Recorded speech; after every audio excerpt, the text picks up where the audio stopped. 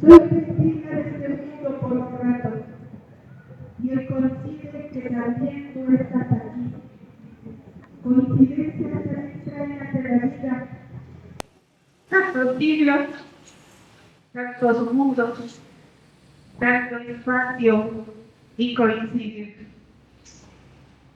Quienes participamos en el Centro de Estudios del Movimiento Obrero Socialista, la Unión Popular José María Morelos y Pavón y la Escuela Preparatoria Cristiana número 128 General Francisco Villa, convocantes a este primer encuentro de comunidades al que se le ha llamado Raíces de la Memoria, lo recibe a todas y a todos con los brazos abiertos y con mucha alegría.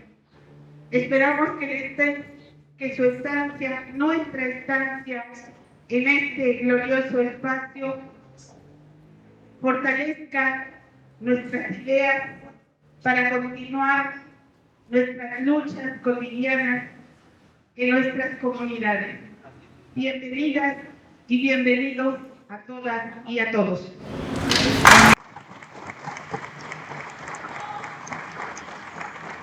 Buenos días, compañeras.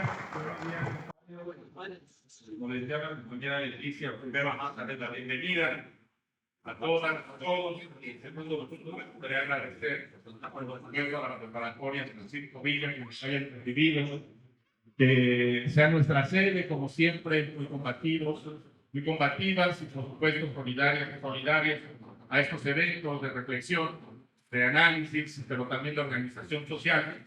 Y bueno, también agradecer a la Unión Popular José María Morelos, por favor, con quien ya hemos venido generando diversos procesos también de memoria, de organización, no solo desde el grupo 19 de noviembre, sino también desde el Centro de Estudios del Movimiento Obrero y Socialista y por supuesto desde la UAMPA por medio de Historias Metropolitanas, que también ha sido clave y es una columna vertebral de todo el trabajo de memoria que se hace en esta ciudad.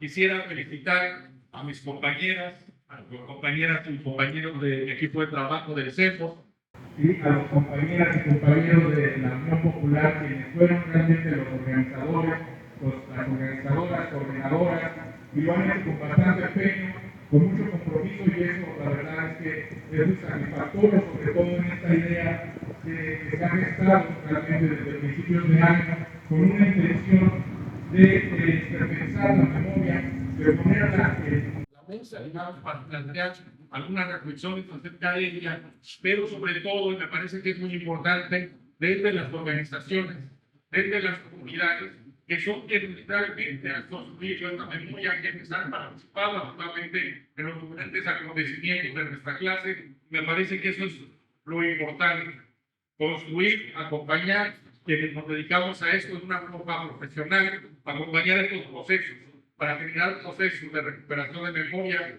de resguardo, de registro y por supuesto de difusión de la misma. Y creo que este evento nos puede llamar a cómo hacerlo, cómo hacer estos procesos de memoria, qué tenemos o qué podríamos reflexionar, pero particularmente que nos debe llevar a plantearnos cómo nos podemos organizar.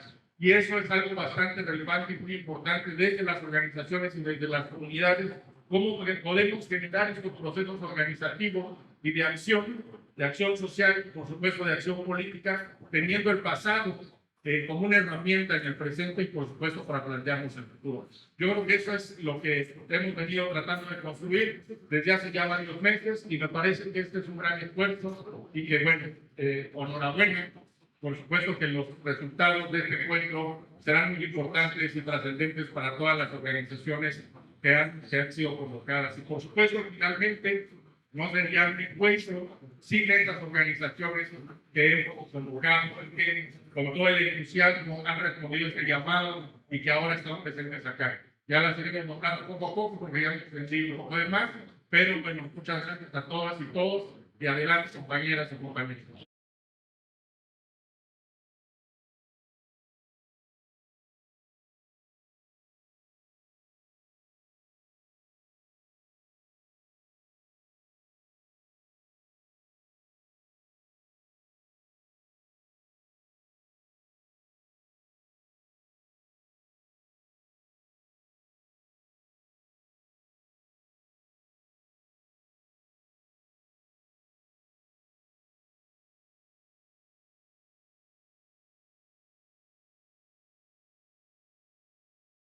poder abrir este espacio para que algo no suceda, ¿no? Nos encontremos. Y dicho eso, quiero decir justo que, bueno, desde siempre la humanidad ha buscado dejar huella, ¿no? La memoria es importante. Y entonces un recuerdo necesita ser transmitido de una persona a otra para generar memoria e identidad. Pero no solo transmitimos recuerdos, sino también olvidos. Y resistencia a estos olvidos que insistentemente quieren perpetuar. Y en ese mundo de los que olvidan todo, existen justo organizaciones y personas que se dedican a recordar, a hacer memoria. Y justo este encuentro es para revisar y escucharnos, generar este encuentro de recuerdos, ¿no? Y bueno, Miguel un poco ya nos compartió cuál es el objetivo de este evento. Y yo recuerdo mucho una frase de Italo Calvino que me gusta mucho y creo que eso podría también resumir perfectamente el objetivo de este encuentro y me gustaría leérselo. Y está, dice, el infierno de los vivos no es algo por venir, es uno. El que ya existe aquí, el infierno que habitamos todos los días y que formamos al estar juntos. Hay dos maneras de no sufrirlo. La primera es fácil para muchos, aceptar el infierno y volver a ser parte de él hasta el punto de no verlo más. La segunda exige atención y cuidado, y es buscar quién y qué en medio del infierno no es infierno y hacerlo durar y darle espacio. Me parece que es parte también de este objetivo. Y bueno, solo eso me gustaría darle la palabra también al compañero Cristian Guirejos por parte de la UNO.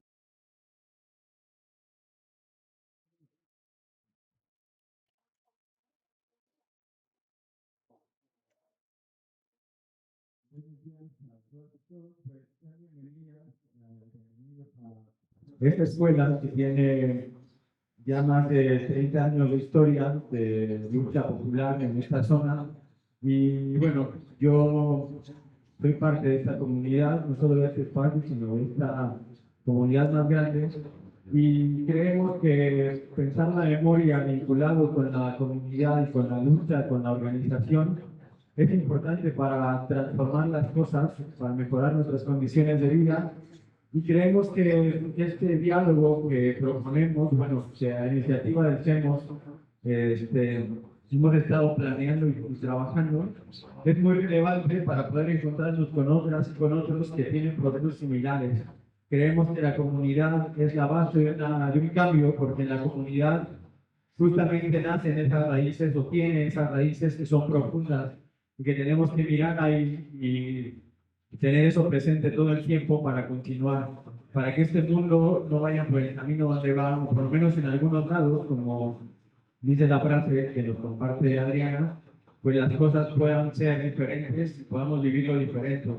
Creo que ser parte de la comunidad o estar en la comunidad es también vernos como personas, no solo como organizaciones o como colectivos, sino como personas que somos parte de eso, ¿no?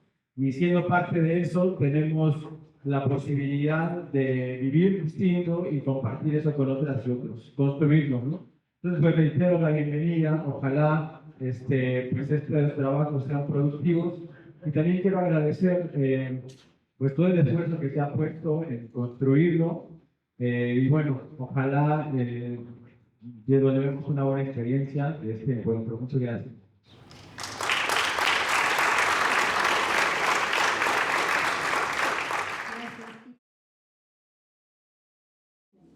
Nos llevan a mucha experiencia, conocimiento y también muchas emociones.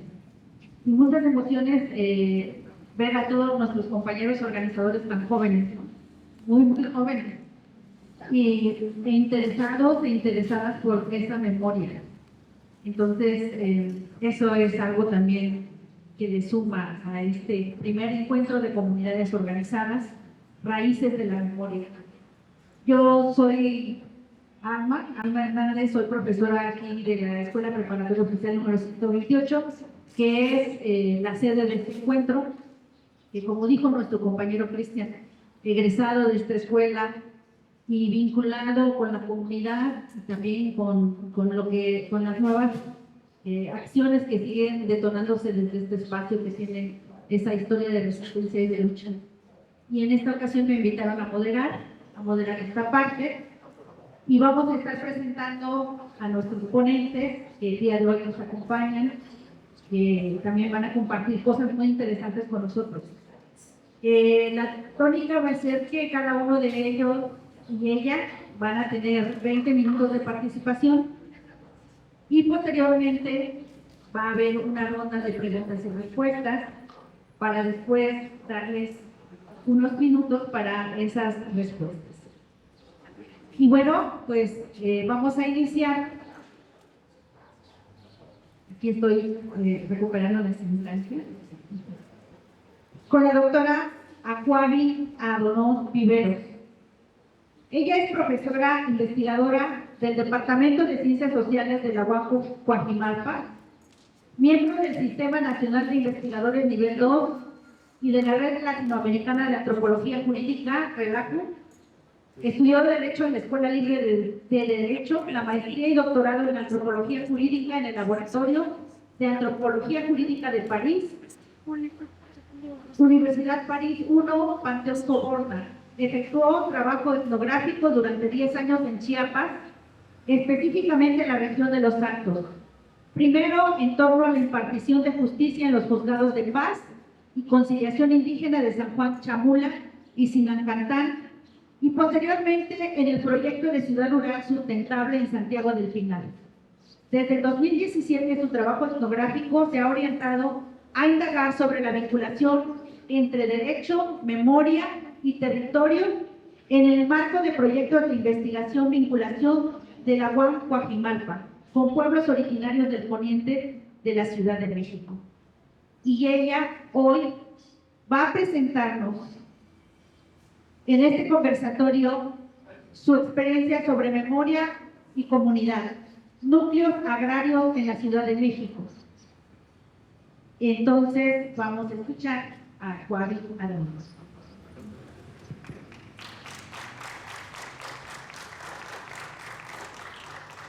Pues muchísimas gracias, ¿se escucha?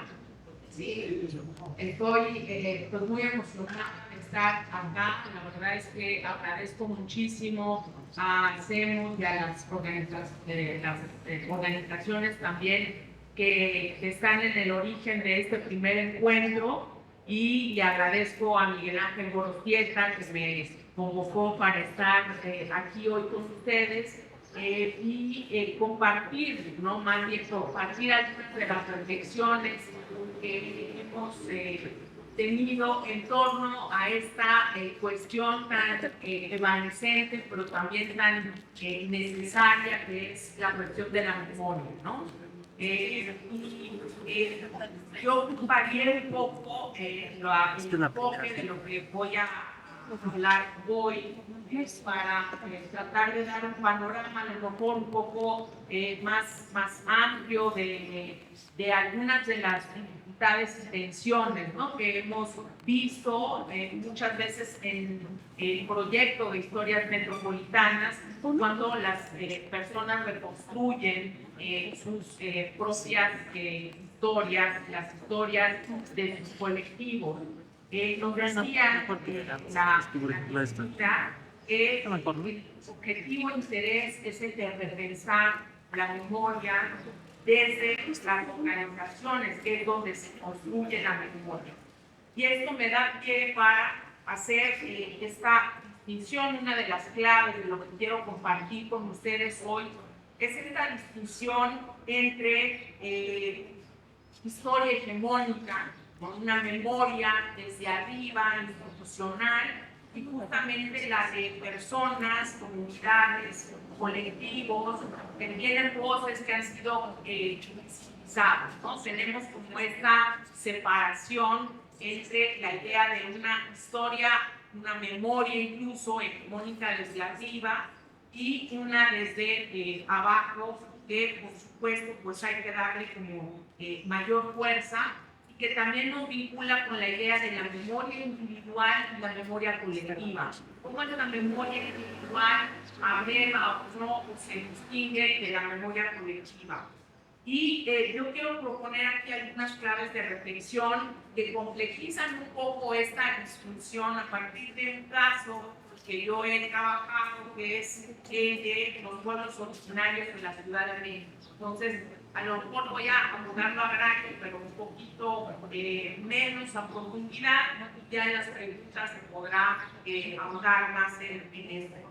Porque los pueblos originarios de la Ciudad de México han tenido un proceso de reconocimiento bastante reciente, ¿no? Básicamente, pues a partir del 2007 se ha ido institucionalizando y mucho con la promulgación de la Constitución de la Ciudad de México se le ha dado mayor fuerza.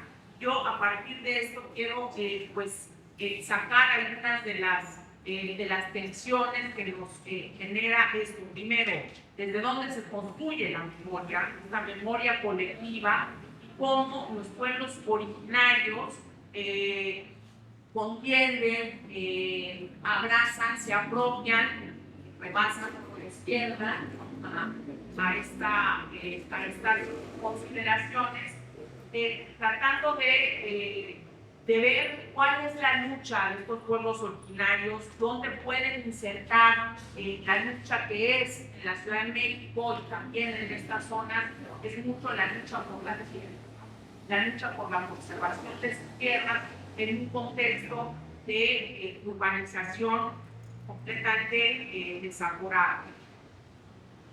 Y me gusta mucho esta idea de raíces de la memoria, porque cuando hablamos de pueblos originarios, estas raíces nos llevan al pasado mesoamericano, al pasado prehispánico. Y esto lo tenemos como muy naturalizado, y sin embargo, lo que quiero también reflexionar es cómo se ha construido esta relación, ¿no? Hay algunos textos que nos hablan de cómo el pasado prehispánico se volvió en el pasado de todos los mexicanos, todas las mexicanas, porque es un proceso histórico que se fue dando, y que no es pues no es tan obvio y tan evidente, ¿no? Y la verdad es que un simple recorrido que podamos tener por la ciudad, por la zona metropolitana, da cuenta de las memorias de este origen prehispánico que circulan y se hacen presentes en los nombres de las calles, en los símbolos de las estaciones del metro, en las monedas, por supuesto, ¿no? La moneda de 10 pesos, la piedra del sol, los billetes, el billete de 100 pesos con Nezahualcóyotl y con el Templo Mayor, el anterior a esta nueva generación de billetes, los nombres de parques, de alcaldías, de barrios, cantidad de nombres y objetos de referencia que parecen tan familiares para que vivimos en esta zona metropolitana que nos pasan desapercibidos.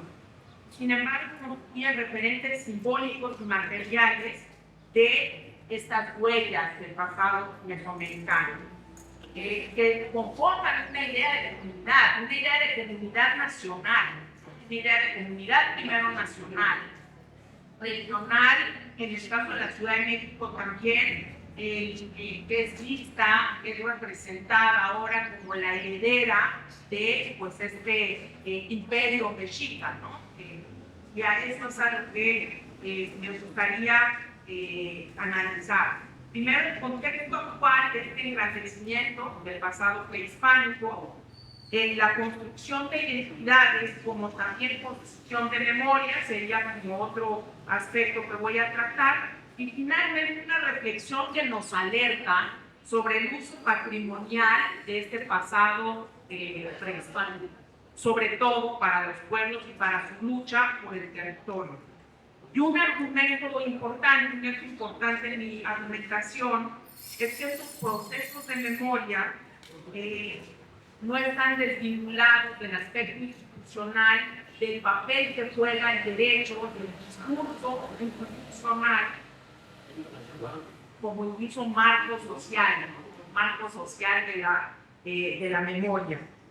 A partir de leyes, de decretos, se sedimentan y se naturalizan muchas de estas representaciones, ¿no? Y generan, afirman, impulsan, fomentan procesos identitarios también. Bueno, este contexto de memoria urbana del origen mesoamericano y cómo se ha ido magnificando. Esta narrativa histórica que fue el origen de la nación mexicana en el pasado prehispánico se fue gestando poco a poco. Si bien para legitimar la independencia, por ejemplo, fue muy usado en las revoluciones universales de finales del 19 y del 20, había una relación un poco compleja porque se recuperaba, pero más bien incluso los objetos prehispánicos se exhibían con fósiles, ¿no? Era casi como una historia prehistórica de la nación. Muchas veces, incluso pues, también conservadores reivindicaban mucho más pues, la colonia, ¿no? Este pasado mesoamericano.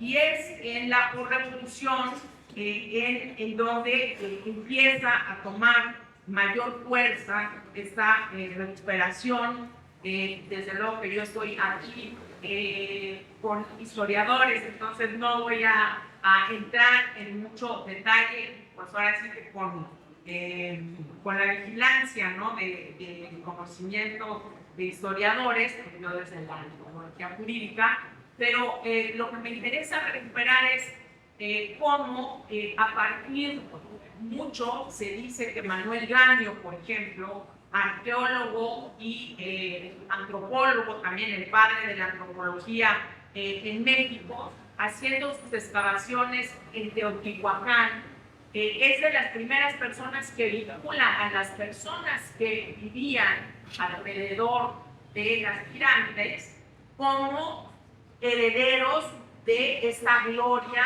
de las personas que construyeron Teotihuacán, ¿no? Y nos dicen, se empieza a formar esta idea que las actuales poblaciones indígenas derivan y tienen esta gloria de las antiguas civilizaciones. Entonces, esta idea de que además descendemos, todos tendríamos este pasado prehispánico, se fue construyendo poco a poco. Y hay una anécdota muy simpática de Pascual Ortiz Rubio en 1930 saca un decreto para decir que quien va a darle los juguetes a los niños no va a ser Santa Claus, sino va a ser Quetzalcóatl, ¿no? Y hay imágenes sensacionales de cómo se construye una pirámide. Y ahí, bueno, se les da los juguetes a los niños. Eso duró nada más un año, pero para que veamos cómo hay, ¿no? Estos impulsos, intereses de pronto de vincular este pasado glorioso como grandeza también de la nación de México. Se ha criticado y se ha discutido el escudo de la bandera nacional, cómo se recupera esta leyenda mexica, dejando de lado pues muchas otras leyendas de pueblos mayas en el norte del país, por ejemplo, haciendo un etnocentrismo de lo que implica simbólicamente para el país el imperio mexica. Bueno, y esto ya traducido a la Ciudad de México, también no voy a hacer un recorrido, pero ciertamente podemos ver que en las últimas 2 administraciones de la Ciudad de México hay un impulso muy fuerte de recuperación de este posicionamiento de la ciudad como la heredera también de México, Tenochtitlan. Y tenemos la Constitución Política de la Ciudad de México, promulgada en 2017, cuyo preámbulo establece la primera frase de la Constitución: en tanto que dure el mundo, no acabará, no merecerá la fama, la gloria de México Tenochtitlan. Y así se ubica simbólicamente como la heredera de esta ciudad-estado, ¿no? Se reproduce la narrativa nacional, pero también se ubica la Ciudad de México en un papel, digamos, protagónico, por decirlo menos. Y el 31 de marzo del 2021, en el marco de las conmemoraciones de la caída de Tenochtitlan, que bueno, también ahí hubo un debate si era o si no era la fecha, pero de fundación, porque también se decía que era la fundación, se proclama un decreto, México Tenochtitlan, 7 siglos de historia, que en una parte del documento dice que el 2021 es un año para mostrar con orgullo la encomienda de preservar esta gran cultura que nos caracteriza como personas originarias y habitantes de la Ciudad de México. Esto resuena, obviamente, con las reivindicaciones y las luchas de los pueblos originarios, pero ¿cómo quedan parados frente a esto?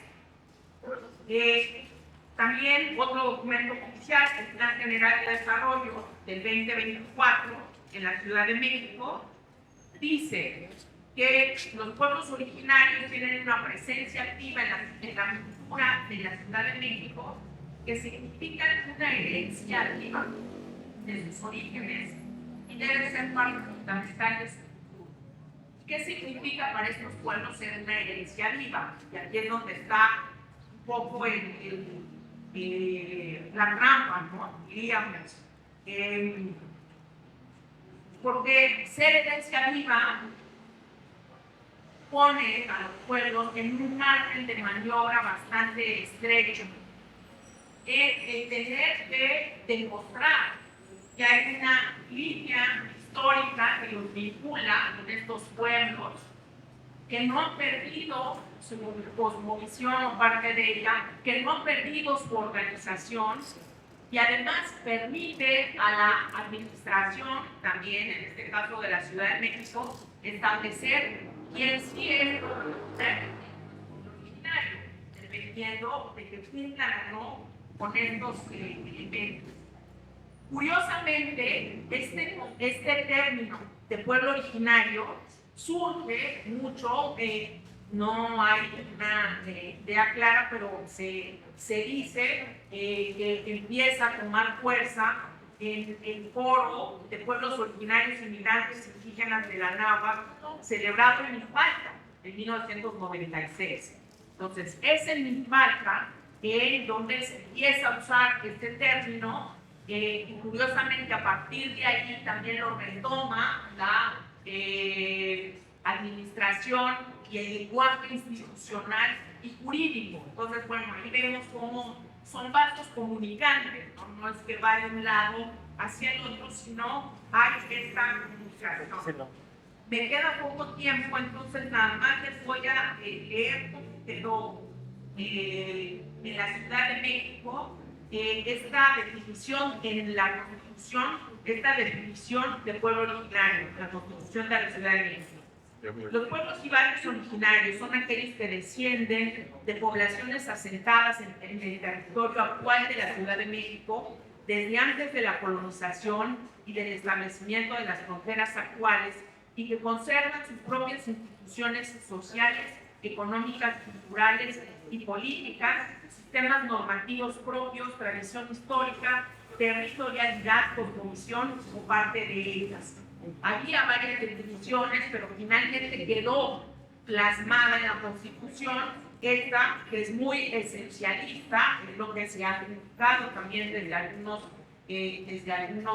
foros por los propios pueblos, Y de esta manera quedan enmarcados sí, en un relato histórico de identidad nacional, pero al mismo tiempo sustraídos de la identidad urbana, sustraídos de los elementos para luchar de manera actual, contemporánea, frente pues también a esta urbanización que queda como remanentes ensamblados de otro tiempo y de otro espacio. Los propios pueblos en la defensa de sus tierras y territorios han adoptado esto para llamarle a historiadores, antropólogos, han ido a archivos para reconstruir esta historia, ¿no? Para ser reconocidos como tal. El pueblo de Popo, el pueblo originario de Popo, en la alcaldía Benito Juárez, ¿no? Pues es uno de estos casos.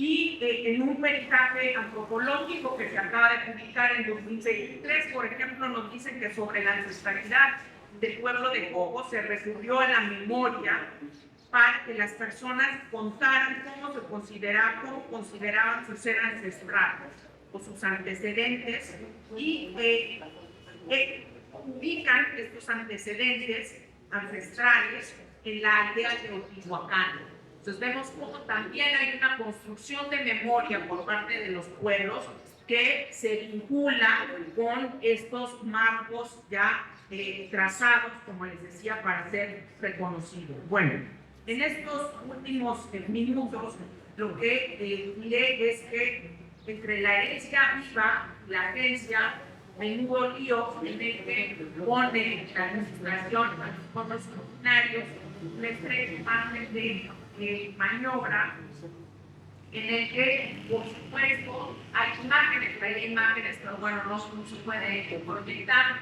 pero había una imagen en la que cuando se promulga la ley de derechos de los pueblos originarios en la Ciudad de México, tenemos dentro del recinto de la Asamblea Legislativa a una persona ataviada, por supuesto, con plumas dentro del recinto, acompañando simbólicamente este gesto, y detrás del recinto tenemos a personas haciendo una manifestación en contra de la promulgación de la ley porque no hubo la consulta libre previa y informada.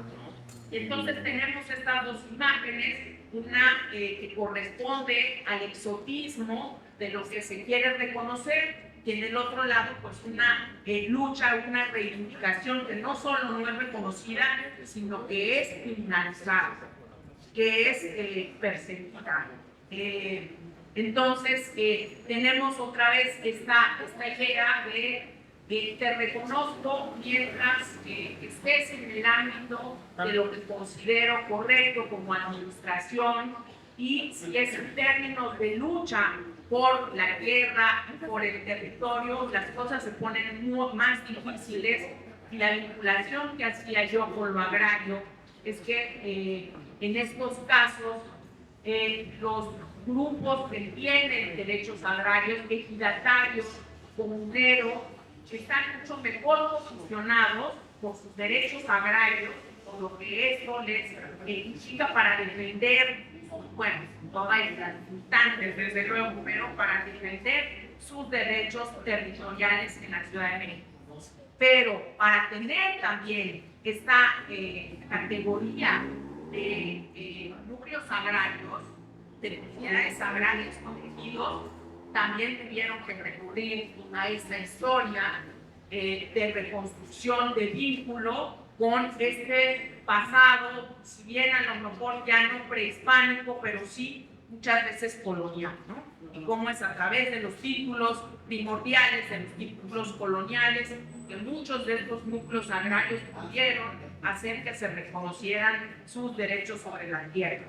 Bueno, pues con esto termino. Hay que utilizar, desde luego, los elementos que permiten avanzar las luchas de reconocimiento de derechos, de luchas por el territorio, pero no caer en esta trampa de la politización, de la patrimonialización que coarta un poco el margen de maniobra de estos pueblos, ¿no? Y esta es una de las reflexiones que quería dejar con ustedes. Por supuesto, si hay más preguntas, podemos ahondar posteriormente en estos temas. Gracias.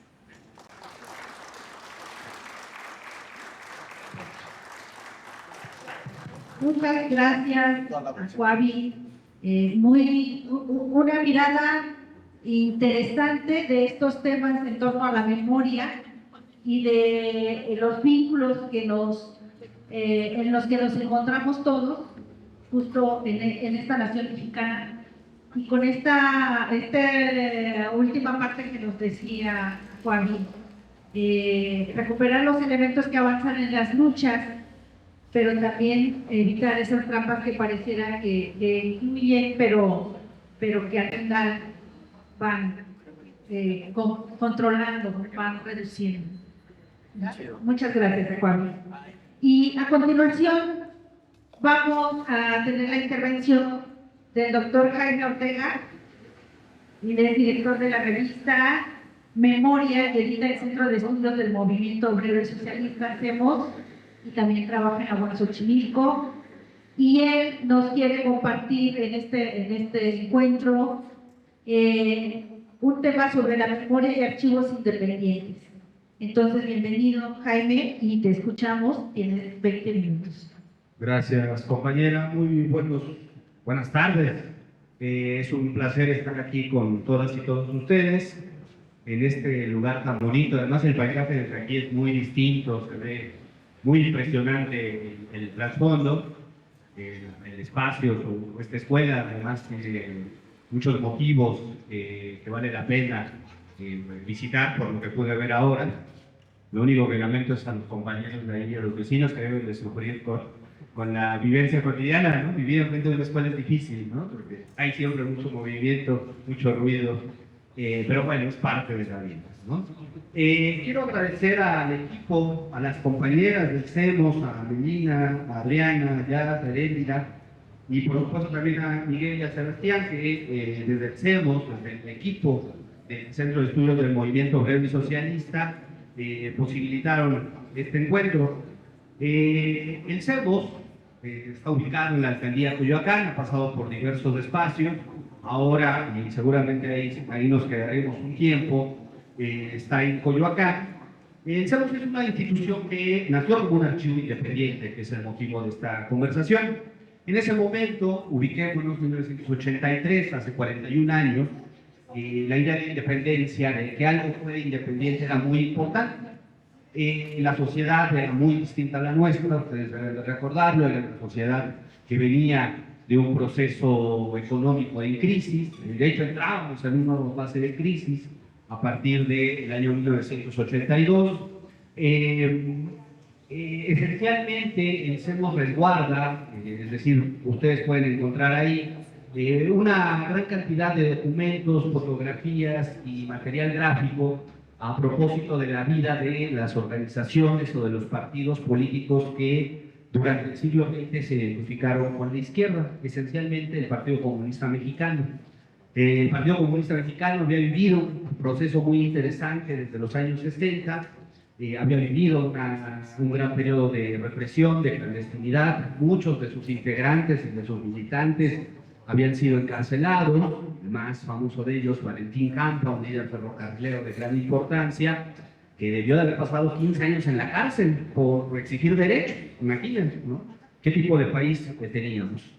Y el Partido Comunista entendió muy bien el problema de la libertad y de la democracia. Rápidamente entendieron que el camino de la sociedad era el de conseguir democracia, es decir, ampliar los canales de participación y de hacer efectiva la libertad que la Constitución, esa vieja Constitución del año 1917, nos permitía. Fue así que nació la revista Memoria. La revista la pueden encontrar en el stand de allá atrás. Es un intento por recoger diversas historias, diversos ejercicios de memoria de los grupos sociales que efectivamente no alcanzan a tener la visibilidad que tienen otros. Me refiero a las organizaciones campesinas, me refiero a los sindicatos, me refiero a las organizaciones populares que tienen trabajo territorial. Eso está en el CEMOS, ¿no? A partir de 1981 el Partido Comunista desaparece, fundan una nueva organización que se llamó Partido Socialista Unificado de México, que es otro momento de la historia, y ahí se coloca la voluntad de construir un espacio que recupere la memoria de las clases populares en nuestro país.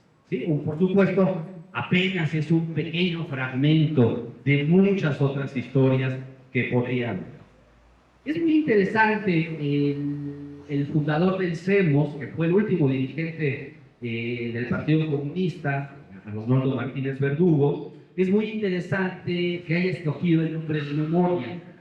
Y aquí la memoria tiene muchos sentidos, ¿no? Hay memorias individuales que todos y todos tenemos, todos y todos recordamos distinto nuestro pasado. No es lo mismo recordar la niñez en la adolescencia, probablemente lo recuerde no muy gratamente, a recordar la niñez en la adultez, a lo mejor uno recuerda más gratamente, ¿no? Y así sucesivamente. Esta es una memoria colectiva. Es una memoria colectiva que trata de hacer, diríamos, hacer vivible lo invisible. Vivimos en una sociedad, no solo la mexicana, todas las sociedades del mundo, pues están marcadas por la violencia, están marcadas por el desplazamiento, están desplazadas por la precariedad, ¿no? Ese no saber si vamos a llegar al día de mañana, no saber si vamos a llegar al final de mes. Algunos países están muy viva la memoria de los desplazamientos, ¿no? De gente que tiene que salir huyendo de sus lugares de origen por la fuerza. Entonces, hacer memoria tiene dos sentidos. Uno, hacer vivible lo invivible, es decir, recordarnos que podemos hacer cosas para cambiar nuestra situación, que las hemos hecho de hecho, ¿no? Que hemos hecho cosas para cambiar nuestra situación. Y la segunda es que pecados de este país, con todos sus defectos, pues es un país saturado de historia, ¿no? Aquí alrededor todo el tiempo nos aparece la historia, ya lo dijo Acuadi, nos aparecen las calles, nos aparecen los monumentos, nos aparecen las estaciones, nos aparecen los libros. Estamos saturados de historia. No todas las sociedades están saturadas de historia como la nuestra. Y entonces la idea de estos personajes que hace 40 años, que venían de 20 años de lucha política muy complicada, perseguidos, encarcelados, sin derechos, decidieron fundar ese ejercicio que es la memoria, la revista Memoria, con una certeza, y esa certeza es que la memoria construye el futuro. Uno no construye el mañana desde la nada. Uno construye su futuro, su mañana, desde el ayer también. ¿Sí? Esto es muy importante, ¿no? No venimos solos, ni solas. Venimos con todos los que nos anteceden, ¿no? Y nosotros vamos a anteceder a mucha gente en los días posteriores. Un archivo, y las compañeras, Miguel y el resto del equipo también se lo pueden decir, pues un archivo es muy complicado. Porque un archivo se puede convertir en un cementerio de papel, un montón de papel, ¿no? Así como arrumbado, ¿no? Y eso no sirve de nada.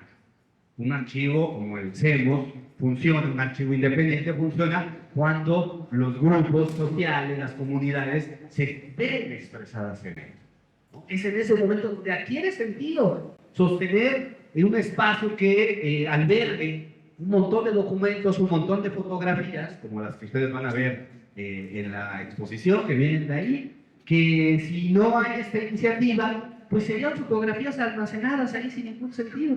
Pero tiene sentido, porque demuestra que esta comunidad, este territorio, tiene un pasado y que estamos conectados con ese pasado.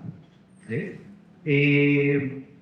Hoy día de hoy vivimos en una época cada vez más hipertecnológica, ya no tecnológica, sino hipertecnológica. Una salida muy fácil sería decir, pues hay que poner todo digital. Ustedes lo consultan en el teléfono. Pero lo digital es muy peligroso.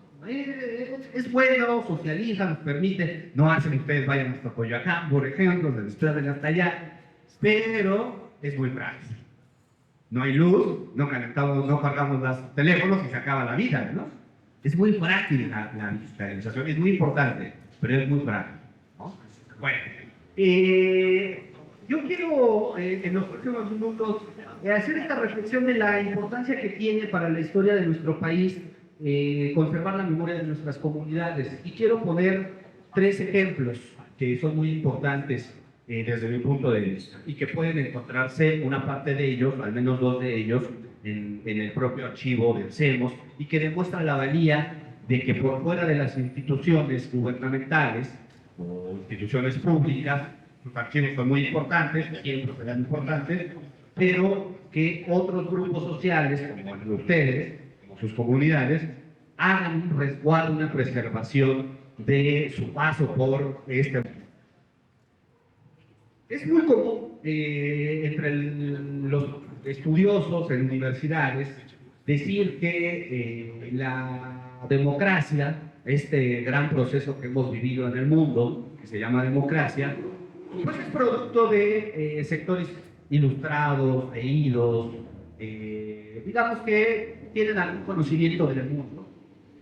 Y sin embargo, si uno revisa la historia de nuestro país, va a encontrar que la democracia no la inventaron los potentados, ni los que viajaban, ni los ricos. Ellos fueron los últimos en llegar a la democracia. En 1914, 2 ejércitos, bueno, estábamos en la guerra, en eso que llamamos la revolución, 2 ejércitos campesinos decidieron reunirse en la ciudad de Aguascalientes, en una cosa que se llamó la convención, la Soberana Convención Revolucionaria de Aguascalientes. Y ahí los ejércitos campesinos, ese documento ustedes lo pueden leer, está digital, está digital, lo pueden leer en 1914, noviembre del 14, y es un documento, fíjense, vamos a cumplir ya ese momento. Es muy interesante porque ese documento inventa el futuro. Es un documento que hacen los campesinos, iletrados, pobres, hambrientos, que vienen de una guerra, y sin embargo ahí ponen como parte de su programa de futuro, ¿no?, todo lo que después vamos a ver en la Constitución de 1917. Todo lo que está, casi todo. La Constitución de 17 es mucho más avanzada, pero el germen ya estaba en la soberanía. ¿Quiénes inventaron el futuro? Los campesinos. Los campesinos mexicanos inventaron un futuro de protección, de derechos, de soberanía, ¿no? Muy importante.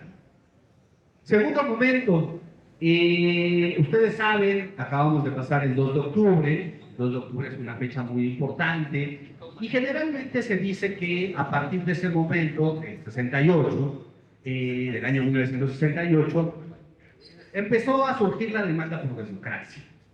Y sin embargo, si uno revisa los primeros años 60, del año 59 al año 64, para ser muy exacto, que es algo que particularmente pueden encontrar en el CEMOS,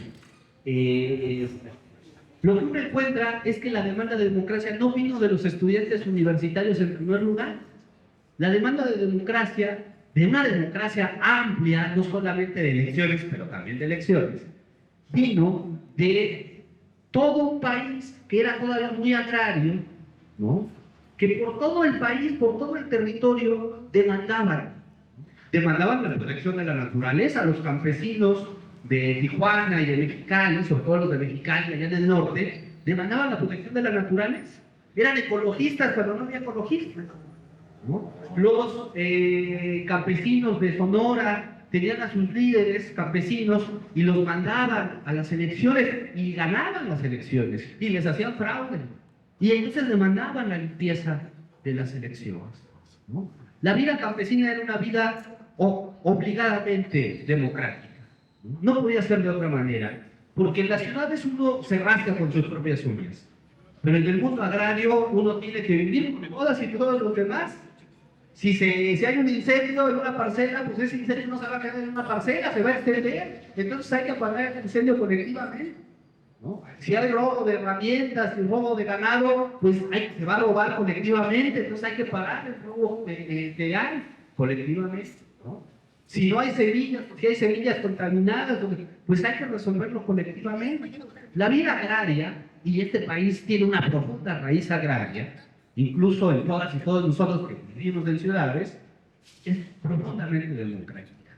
La democracia moderna, esta que vivimos el día de hoy, no la inventaron los de corbata y saco en el Instituto Nacional Electoral. Esta democracia la inventó las sociedades de abajo, ¿sí? En contra de aquellos de, ¿no? Ya después, aquellos se sumaron.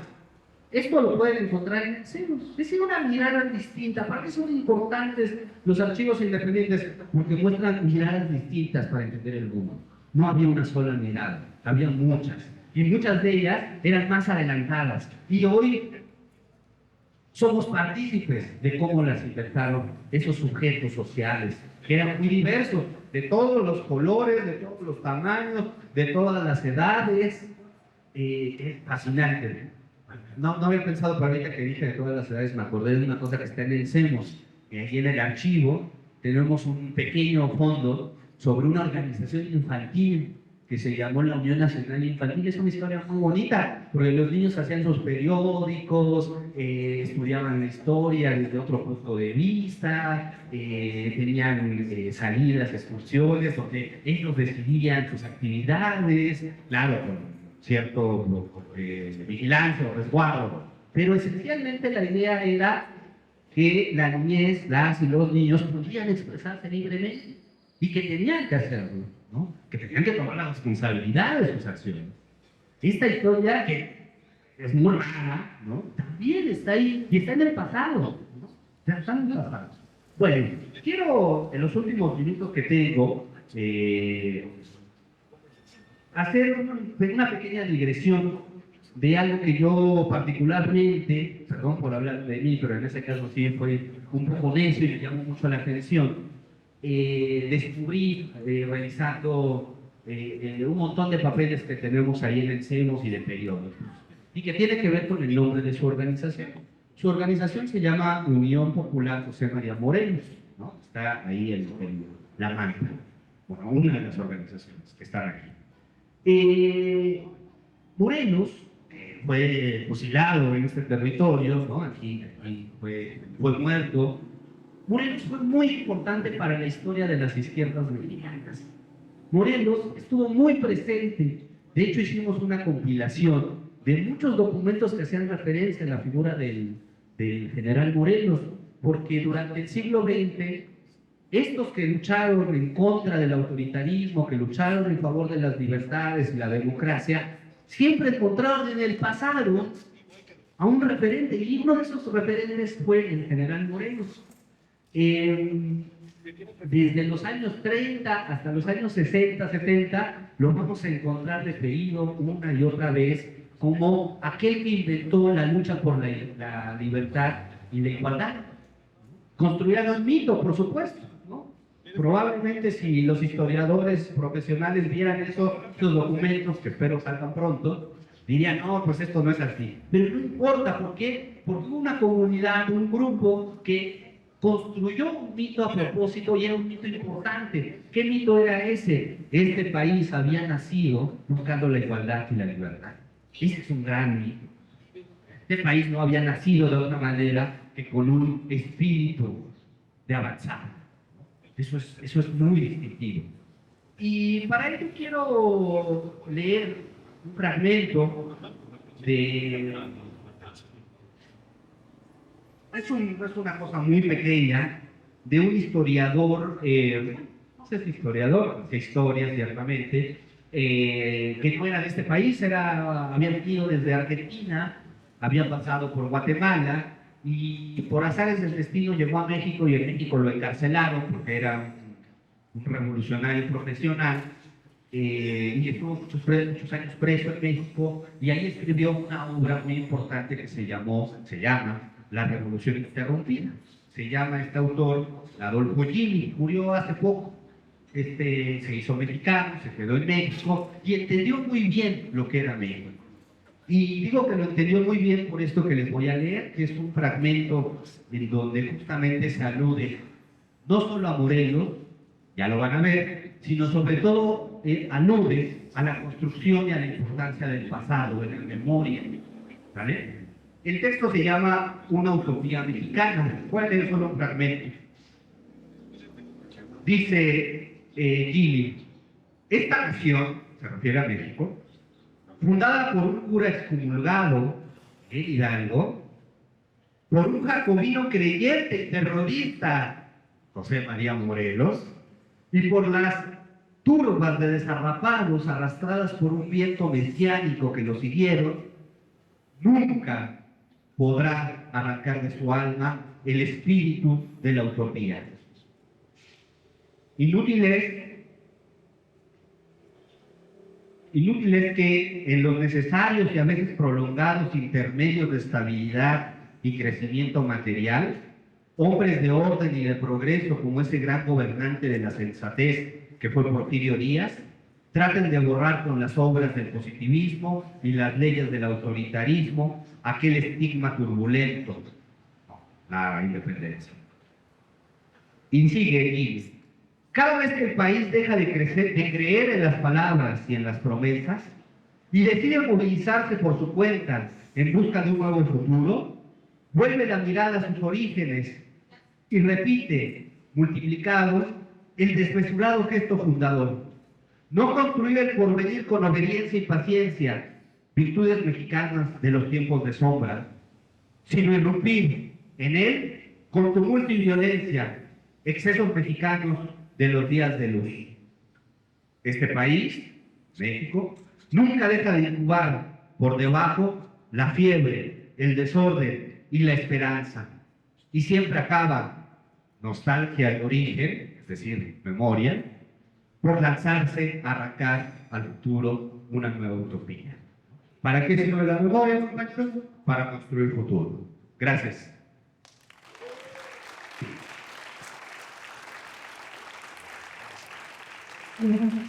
Pues bien, excelente esta última invitación que nos dice Jaime. A partir de esta recuperación de la memoria, ir construyendo el futuro y además este cruce que se hace con lo que nos planteaba Juavi de la importancia de tener la otra historia, la que no es hegemónica, y la invitación que nos hace en estos archivos y en esta revista que puede ser ese cruce de las diversas miradas y los diversos sujetos que vamos escribiendo la historia y que a veces, aunque estamos en esa búsqueda, en esa acción, por circunstancias no se quedan estos testimonios, pero que hoy justo en este primer encuentro de comunidades organizadas queremos tomar esa tarea aquí en la mesa. Y bueno, el siguiente compañero que nos va a participar con su intervención es Erlán Ignacio Bernal González. Él es licenciado en Antropología Social por la Escuela Nacional de Antropología e Historia, es maestro en Historia y Etnohistoria en la ENA. Actualmente realiza estudios de doctorado en la línea de investigación titulada Economía Ritual y Reproducción Cultural en las Sociedades Mesoamericanas. Sus investigaciones han girado en torno al mundo ritual y ceremonial de grupos étnicos nahuas asentados en la Ciudad de México, el Estado de México y la Sierra Norte de Puebla. Se ha interesado por abordar el análisis de economía, política, migración y reproducción sociocultural en contextos de modernidad. Y bien, él nos trae su participación titulada Vivimos porque recordamos el papel de la memoria en la vida cotidiana.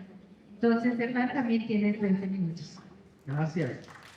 Pues también igual que los compañeros, agradezco a Germos, a la organización, que son, pues, yo los quiero mucho de verdad, desde que los conocí, como desde Cristian. Y pues también vengo de la antropología y quiero más platicar un poco de este tema de la memoria, de dónde está la raíz de la memoria a partir de mi experiencia como antropólogo, digamos, trabajando con grupos indígenas en la Sierra Norte de Puebla, más que en la Ciudad de México, y partimos desde esta posición, o sea que cuando hablamos de memoria, ¿qué es memoria, no? Decían muchos en el contexto de la investigación, es que antes todo era identidad, después todo fue poder, ¿no? todo fue de relaciones de poder, ahora todo es memoria. Pero ¿por qué queremos adentrarnos al mundo de la memoria, del recuerdo, del olvido? Desde la perspectiva, digamos, como biológica o fisiológica, la memoria pues es muy corta, porque es un proceso, digamos, mental que permite codificar, almacenar, recuperar recuerdos, experiencias, etcétera, ¿no? Para tener un aprendizaje. Pero eso a nosotros, digamos, nos quedaría algo corto. Aquí han hablado los compañeros de una memoria colectiva, pero también una memoria histórica, que es lo que quizás nos dé sentido, nos interese más aquí como organizaciones o simplemente como personas que habitamos en un mundo, en una comunidad, etc. La memoria colectiva entonces pues va a jugar un papel muy importante en la construcción de voluntades humanas, va a construir, como bien dice el compañero, y dar sentido a un presente. Una herramienta principal se va a ubicar en los antecedentes, sí, de un pasado, pero más bien vamos a buscar una continuidad para perdurar y para construir un proceso de identidad. Un proceso de identidad, claro, pues comunitario a través de gente viva, de individuos. Yo, igual que la compañera, traía algunas imágenes que no se van a poder pasar, pero pues tenemos imaginación para poder echarla a volar. Dentro de mi trabajo con los indígenas nahuas, me interesó mucho el vínculo de la memoria con el territorio, es decir, con el espacio. ¿Y qué pasa cuando uno va como a reflexionar sobre este tema? Se da cuenta que no puedes dejar de lado el panorama histórico, en donde se va a unir la memoria y además la cultura. Es decir, hay una interacción entre memoria histórica, colectiva, espacio y territorio. Esto nos va a llevar a dar cuenta que aquellos saberes que no son plasmados en documentos como son los archivos históricos, en títulos primordiales, etcétera, en todos estos documentos que son palpables, ¿en dónde los vas a hallar? Los vas a hallar justo en la tradición oral, en lo que la gente hace y dice, en lo que la gente transmite a sus generaciones, ¿no? Y entonces esos documentos que no se encuentran en estado físico, que no son palpables y que no son susceptibles a consultar en algún archivo, van a estar vivos justo en la memoria de la gente. Entonces ahí estamos tratando de tener un sesgo hacia darle un peso, digamos, en antropología al trabajo de campo etnográfico, a estar con la gente, a platicar con la gente, a saber cómo está nutrida esa memoria y a la vez cómo se va a empezar a transmitir. Entonces, ha sido seductólogo, un intelectual, un antropólogo, que en lo particular me gusta mucho. Él estuvo trabajando, bueno, se llama Cebé, estuvo trabajando con indígenas cunas, y él tiene dos preguntas bien importantes que cuando revisaba esto, decía esto es como la clave del encuentro, ¿no? Él se preguntó qué retiene y qué borra la memoria de una sociedad, por un lado, pero también cómo se conserva en el tiempo ese saber compartido que llamamos tradición. Es decir, cómo se perpetúa o cómo es que la memoria está siendo susceptible o cómo quizás se pueda preservar. Entonces, pues puede haber muchas posiciones, claro, ¿no? Desde la historia, desde la antropología, desde la sociología, etc. Sin embargo, lo que me interesa es la perspectiva nativa, es decir, lo que la misma gente piensa que es memoria. Entonces, los nahuas a mí me mostraron que la memoria funciona como una especie de aparato conceptual, el cual se va a nutrir de símbolos, significados, pero más importante va a otorgar sentido a las prácticas sociales y comunitarias.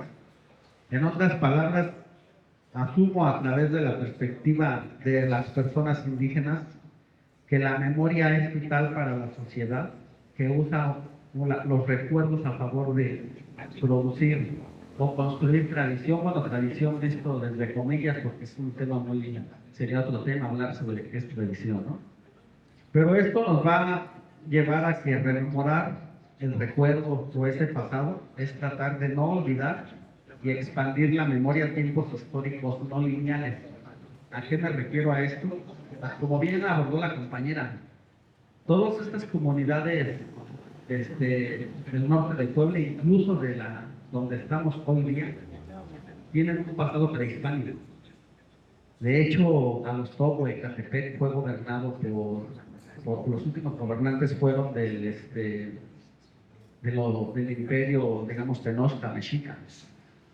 Si no mal recuerdo, el último imperio o más bien el último asentamiento muy grande de los gobernantes fue en Tultepec.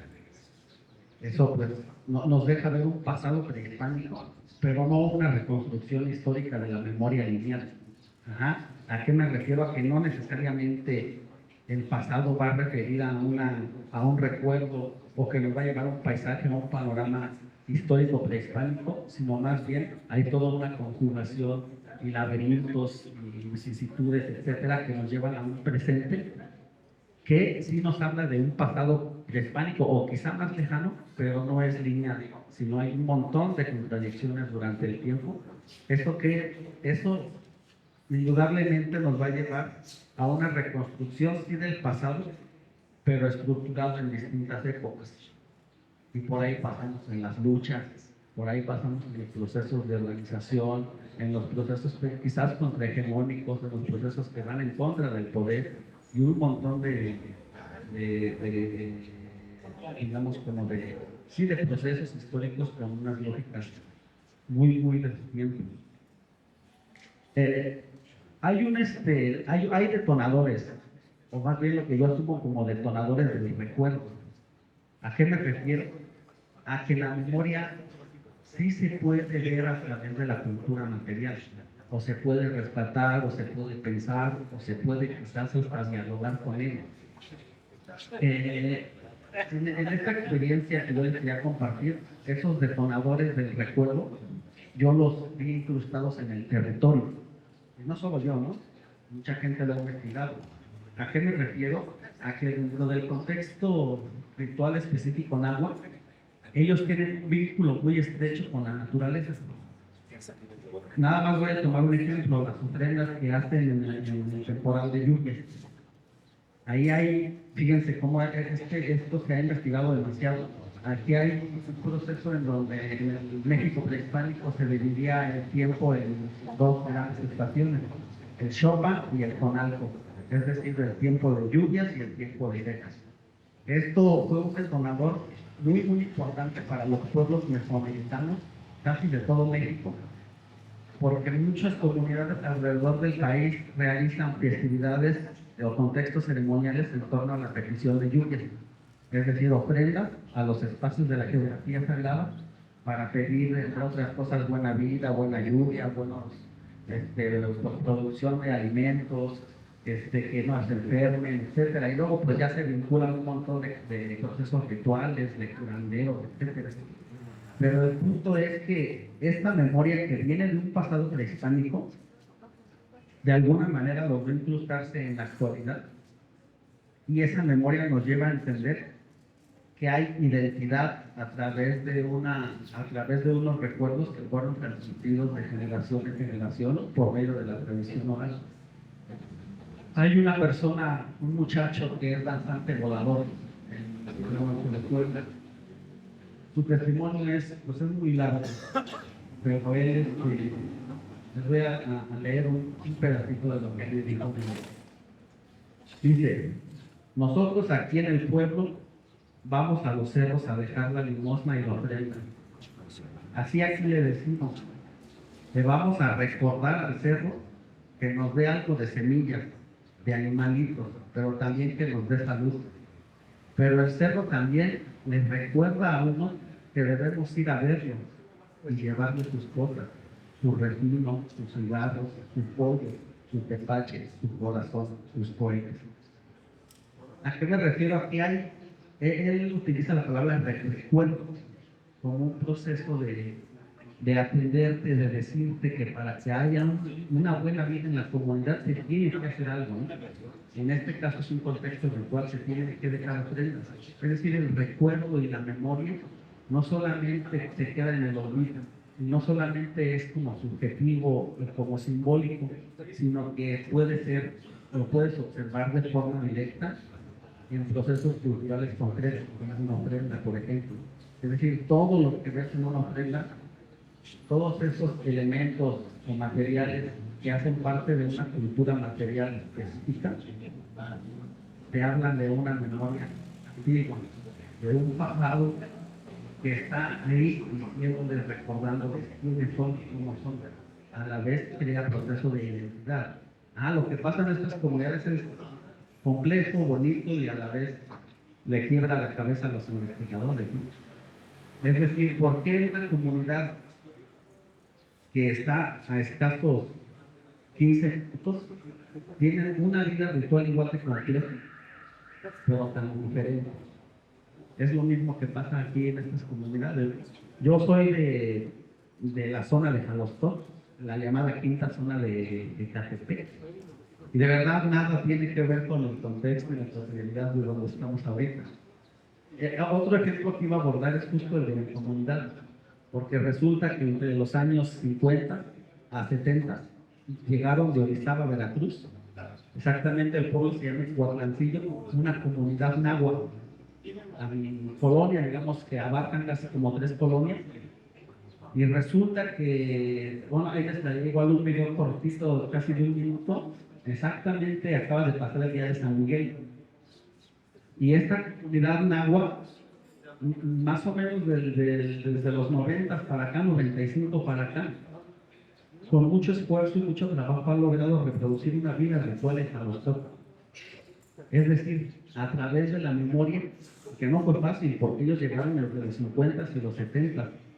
Tardaron más de 20, 30 años en traer sus fiestas y sus tradiciones a Jalostón. Es decir, la memoria nos está hablando de que la realidad étnica o no étnica va a perdurar, va a resistir, va a tener que tener una lógica en donde la gente necesita hacer fiestas y tradiciones no nada más como procesos folclóricos, sino porque en realidad es como una especie de amalgama que amarra la identidad del pueblo.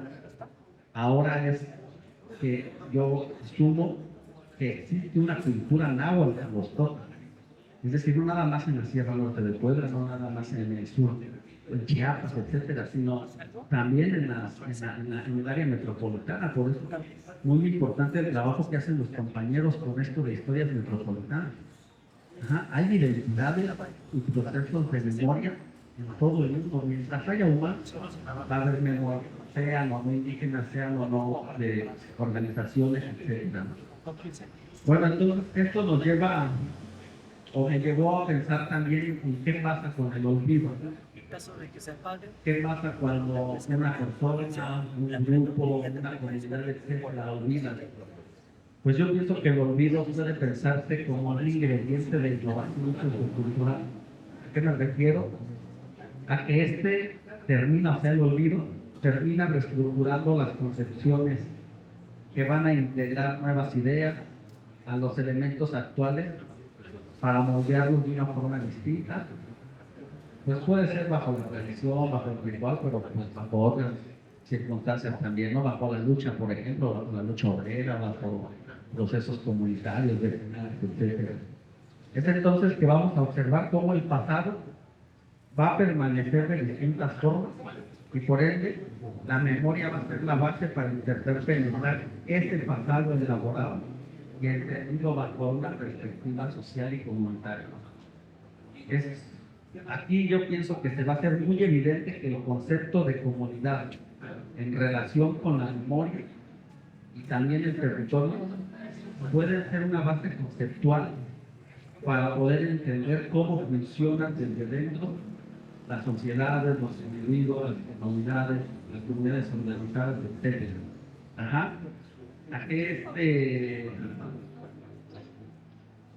Todo digamos, como toda esta reflexión ha sido la base para entender desde una mirada académica cómo funciona la vida, la memoria en la vida cotidiana. Pero justo le comentaba hace un momento que llegaba el compañero Miguel Gorostieta, que a veces es bueno poder dejar un poco de lado el contexto académico y tratar de entender cómo funciona la memoria a través de las vivencias, a través de simplemente también vivir. Claro, va a ser muy difícil separar esa mirada académica que uno trae, ¿eh? Porque viene con una perspectiva que te está diciendo, te paras o vas a un sitio y siempre estás mirando ya con ojos antropológicos todo, ¿no? Y eso es inevitable, se vuelve como una impronta. Pero a veces tratar de ser parte de la comunidad, de reflexionar y vivir la memoria, nos lleva a entender que estos procesos de recuerdo, de identidad y de memoria colectiva histórica va a ser la base que nutre justo la lucha social y los procesos de resistencia social, al grado de que se hace visible en organizaciones como la COSE, como la Unión Popular, porque justo estos procesos de resistencia a través de la memoria son la base material para que todos estemos aquí. Ajá. Bueno, ya que lo digo porque conozco un poquito de historia de la prepa, a través de mirar cómo ha sido su lucha social y cómo lo rememora, es que es un ejemplo muy concreto de que todos estos procesos de lucha arraigados a la memoria y la identidad sí son reales, son visibles y son palpables, al grado de que hoy charlamos sobre este tema en uno de los proyectos de los cuales nació a través de estos procesos sociales y comunitarios y de todos estos profesores tan luchadores que se comprometen al grado de que pues abren su escuela en el sábado, ¿no? Para venirnos a dar chance de charlar un poquito sobre este tema. Les agradezco mucho su tiempo y su espacio. También felicito a los compañeros porque un montón de ideas que plantearon bien interesantes en torno a cómo rescatar estos procesos de memoria y cómo hacerlos más fuertes o cómo tratar de comprenderlos, o en su defecto, más bien siquiera poder plantear que existen y que sirven para algo. Muchas gracias.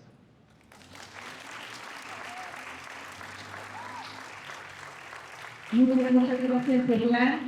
Muy interesante esta mirada también que nos aporta y que como los tres compañeros que nos están compartiendo van entrelazándose todos estos elementos para justo esta memoria, esto que plantea Hernán, estas tradiciones que otorgan el sentido a las prácticas sociales y comunitarias, que también sirven para que podamos reconocernos en estos procesos de resistencia a través de la memoria también, de ese proceso de lucha y de construcción, lo que por aquí ya se está planteando. Y bueno, lo que viene ahora es de aquel lado, esta sesión de preguntas y respuestas.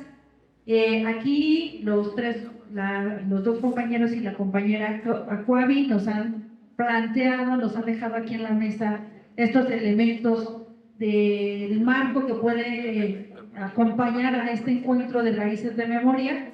Y bueno, me gustaría que ustedes en este momento pues pudieran expresar, preguntar, participar, porque este es un encuentro justamente. El micrófono está abierto y quien desee.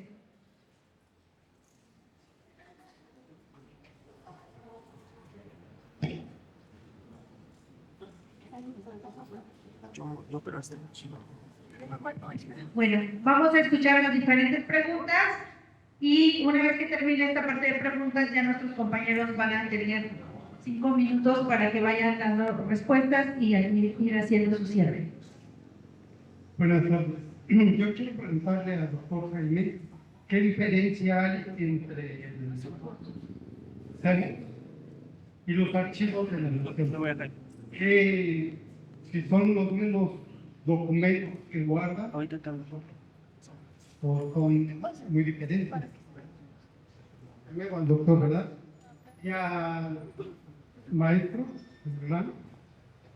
Si la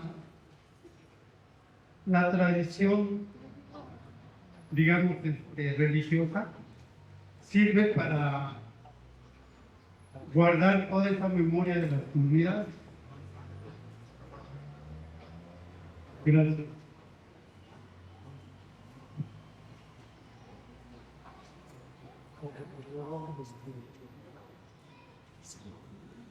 Hola, buenas tardes. ¿Ya?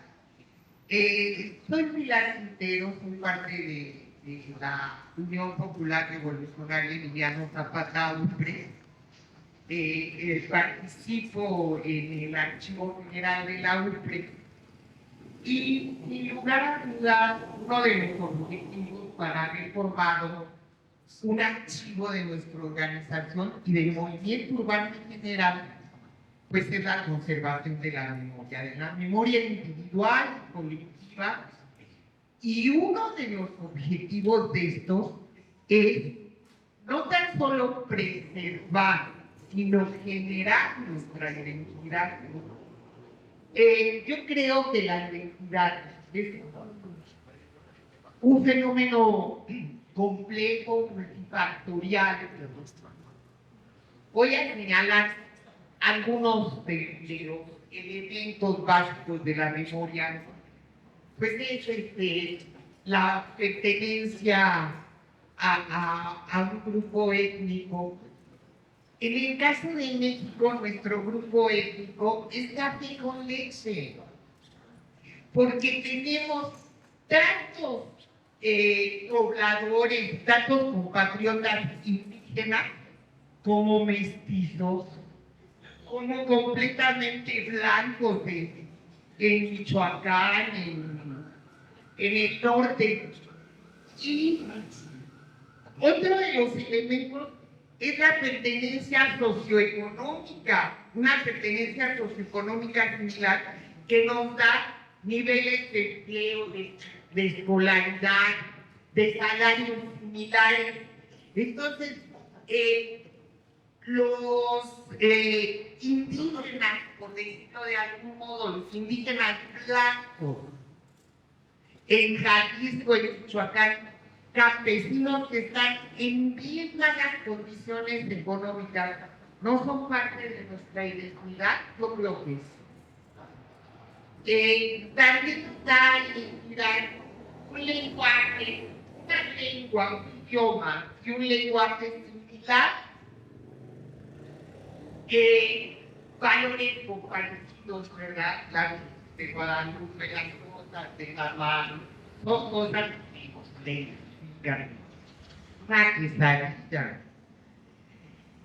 La historia en común protagonizada por el grupo, porque puedes tener todas estas cosas en mi colonia y no hay una historia colectiva. Entonces, en mi colonia, que es una unidad habitacional organizada por la UPRE, nos sentamos a las piñatas y terminamos hablando de la marcha, cómo fuimos, y hoy la niña se cayó, pero fuimos a levantarla, y Menganita, ¿te acuerdas que llevaba el niñito? Y entre todos nos íbamos cantando. Esa historia colectiva es básica para la identidad. Y el protagonista de esta historia colectiva es precisamente la comunidad. El autorreconocimiento, porque a veces tenemos todos los elementos, pero no queremos ser. Yo no quiero ser de Tepito y digo que soy de Santa María la Ribera, o de donde sea, ¿no? Entonces, el hecho de que nos autorreconozcamos como parte de este grupo, sabemos que la identidad es esta relación y sentimiento de pertenencia. Las identidades hacen redes de relaciones. El compadrazgo, el paisanaje, el vivir en un mismo lugar. Otro de los elementos son los proyectos compartidos. Todos, yo creo que la mayoría de nosotros, fuimos a marchas de la 4T, donde había chavos por más aguas con traje tradicional, señoras muy elegantes, bellas, y todos compartimos y sentíamos que éramos parte de esa identidad porque compartíamos un proyecto. Y otra cosa muy importante que yo creo que habría que agregar a las identidades es la cultura universal, porque yo no voy a renunciar a la penicilina, aunque no se haya hecho en México. No voy a renunciar al libro de los miserables. Me transformó, es parte de mi identidad. No voy a renunciar a los procesos de pasteurización. Todos queremos leche pasteurizada y alimentos pasteurizados y ya es parte de nuestra identidad. Entonces, qué bueno que la identidad, igual que el lenguaje, sea algo tan dinámico. Se va modificando. Encontramos indígenas en Oaxaca, yo soy de Oaxaca, indígenas con racialmente indígenas, que se llaman Juan López, hablan español y son católicos. Hay una mixtura y esa es nuestra identidad. No son esencias puras. Qué bueno que no sean esencias puras las identidades, porque la realidad es sumamente dinámica. Igual que el habla es mucho más dinámica que el idioma. Por eso tenemos la oportunidad de la formación de nuevos idiomas. Que se apagó, pero espero que me escuchen. Encontramos el portuñol. En Brasil todos hablan portuñol y los que están cerca de Brasil hablan portuñol. Y en la frontera, creo que esto me cobró un micrófono cuando era disfruta, creo que se oye. Compañera, nada más para poder sintetizar y cerrar. Lo último, vemos que en la frontera está el Spanglish. Es más la segunda palabra. Aquí tenemos ¿Qué pasa? Entonces, ya estamos trabajando por la identidad en el archivo de Luis, pero una identidad dinámica, una identidad incluyente, una identidad donde cabemos todos los que queramos caber, los invitamos al audio. Muchas gracias. Y bueno, tenemos un tiempo aquí en el programa. Nada más vamos a cerrar con 2 participaciones. Les pedimos que sean concretos para que puedan responder nuestros ponentes. Parece que tiene que ver con el espacio. Sí.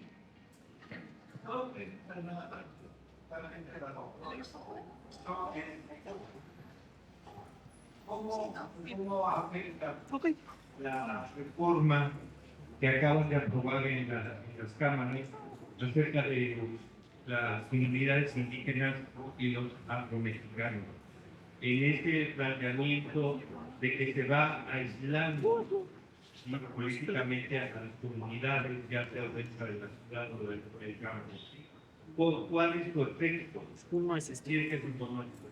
El otro es para el maestro Fernández. Sí.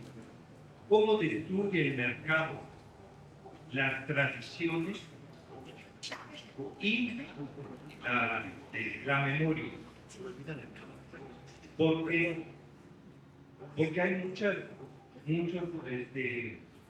muchos pueblos indígenas, naciones indígenas, que han perdido, están extinguidos, y lo primero que pierden es su idioma, su lengua. ¿Y cómo es el mercado en el planteamiento que usted hace? De que el olvido es una transformación de la memoria, el recuerdo y las prácticas comunitarias. ¿Cómo lo destruye el mercado?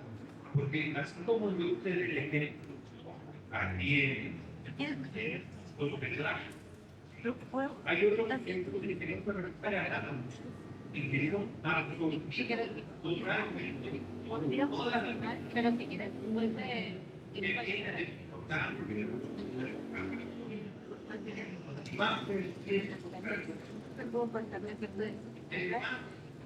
se va a permitir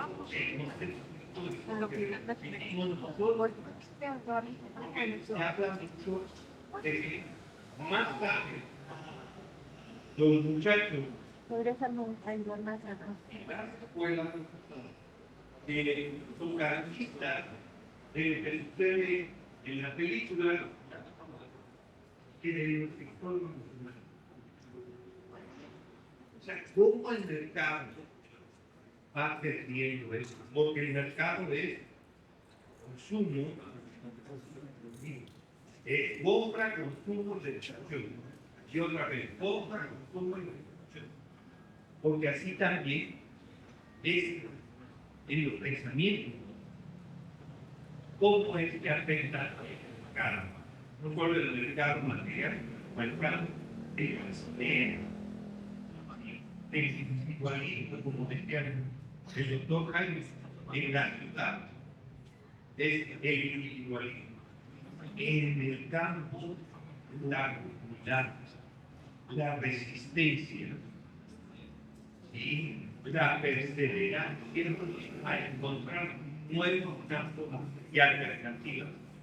Como usted dijo, ahora se conserva allá en la López la relación más de naturaleza y sociedad.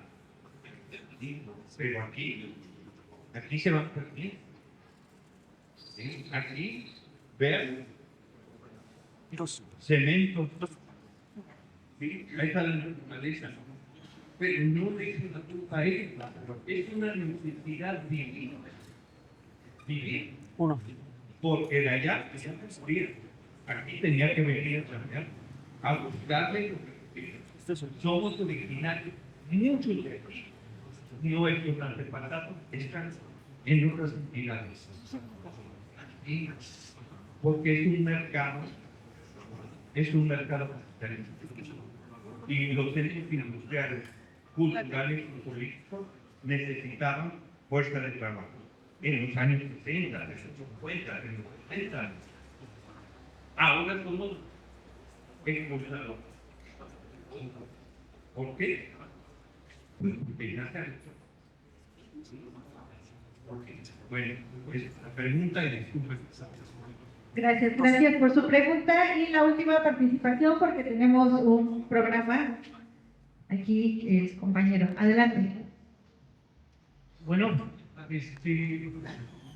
a mí me da gusto las exposiciones que se dieron en relación a cómo tratar de recuperar la memoria. Este es un pueblo que tiene muchos eventos, muchos históricos, poco registrados, y incluso en determinados sectores de la sociedad que se registran. En el caso del campo, como ha sido invisible después de la Revolución Mexicana y una serie de cuestiones, pues hay más registros. En el caso de la lucha obrera, hay pocos registros. Y hay una gran riqueza de vínculo entre diferentes sectores de la sociedad. Entonces me parece que es importante lo que decía el compañero, el último, me parece importante recobrar la memoria de la actividad de las comunidades, de la actividad de los grupos sociales. Porque yo creo que la academia tiene una deuda de este pueblo. La academia tiene que salir del gabinete de las universidades, porque muchas veces hay estudios que encuentra uno, son interpretaciones del académico, son interpretaciones del investigador, se dejan a veces en algunos ejemplos, pero básicamente es una interpretación. Si lo parte uno desde la situación de los hechos concretos, desde la actividad misma, ya estamos recobrando una memoria con una visión de los actores. Me parece que eso es importante para los compañeros. Entonces, el ejercicio es muy bueno. Este ejercicio que hago, que se está viendo en este momento, es bueno para entender esta situación de cómo recuperar la memoria, para poder entonces sí reconocernos, porque no podemos desechar la situación de que somos. Yo recuerdo mucho en el movimiento social, se empieza a discutir por allá de los poquito antes de los 80, y en el movimiento social y político se empieza a discutir si somos un país homogéneo o no. Y se habla de que somos un país de diversas naciones multinacionales. Y efectivamente es cierto. No es lo mismo los yaquis y los mayas allá que en el sureste. Somos diversos. Aunque tenemos muchas similitudes en términos visuales de cultura, de organización, pero somos diversos. ¿Cómo entender esta diversidad para no caer en la situación de que nos han puesto las disyuntivas? O mantenemos nuestras culturas ancestrales o nuestras costumbres, o vamos hacia la modernidad. Yo creo que no se deben de tocar con eso. Podemos y tenemos que, a partir de una discusión y del análisis de la historia, de las experiencias, encontrar una situación que esa multinacionalidad que tenemos pueda hacer caminar en nosotros. Y yo los felicito, la verdad, muy buenas instituciones, pero sí creo que hay que pagar este pago histórico como movimiento por parte de... Gracias. Muchas gracias, compañero. Pues bien, vamos a pasar el micrófono a nuestros compañeros de la mesa aquí. Y bueno, no sé si quieren que se repita el orden, quieren cambiar el orden para ir respondiendo. ¿Sí? En el mismo orden, perfecto. Miren, vamos un poquito atrasados, como siempre en estos espacios, los tiempos son uno de los problemas, siempre. Pero bueno, es muy interesante y quisiéramos compartir más y tener otras miradas como las que ya nos han presentado aquí. Vamos a darle 5 minutos, igual si necesitan un minuto más no pasa nada, para que después pasemos a la otra actividad. Adelante, doctora Juan. Muchas gracias. Bueno, empiezo con la pregunta que hacía. Efectivamente, pues, se acaba de publicar una importante reforma en materia de derechos de pueblos originarios en México, y lo que yo diría que era una deuda, ¿no? O sea, en realidad fue lo que se quedó en el tintero de la primera reforma, y lo más importante es que se reconoce a los pueblos como sujetos de derecho público, no objetos de derecho, ¿no? Básicamente. Esto abre la puerta ¿para qué? Abre la puerta para que ejerzan presupuesto propio, para que obviamente escojan sus propias autoridades, formas de representación, y entonces ya no verlo como comunidades asistidas, tuteladas, principio por el Estado.